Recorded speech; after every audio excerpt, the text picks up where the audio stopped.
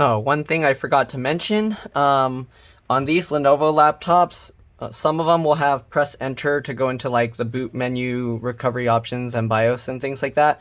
But for this specific model, and a lot of the new ones, they have this little logo. Let's see if I can show this.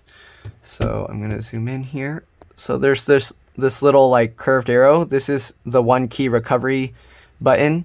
So what you want to do is you get like a needle. You can use like a SIM card removal tool or something, and then just push on that little button. When you do that, the computer will turn itself on, and it will go to the recovery or the boot option. So I'll show you. So here you go. It's turning on. You don't press the power button to do this. You press the one key recovery and it will give you this. You can do normal startup, but since there's no operating system, since it was on the old hard drive, we're going to have to go to the boot menu. So there's also, if you want to get into the BIOS or system recovery, the system recovery is linked to what's installed on the hard drive. So if I do that, it's not going to work. So we had to create a Windows 10 bootable USB here.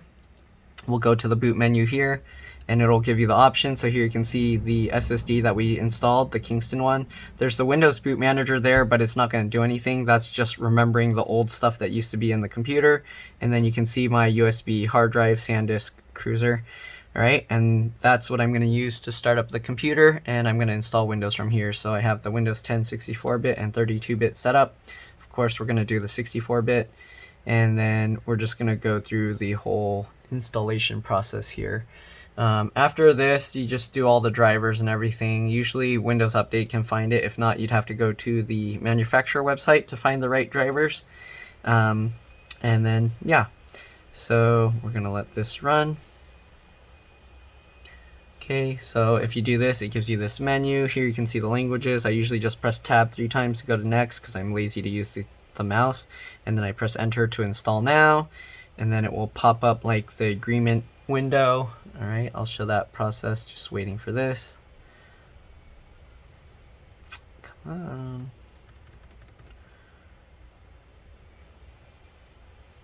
It's taking a while.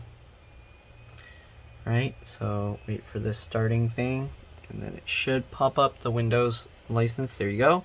So I usually just press spacebar. Whoops, I accidentally tapped something, but normally you press spacebar, it will automatically check that box, press enter, and then I go to custom.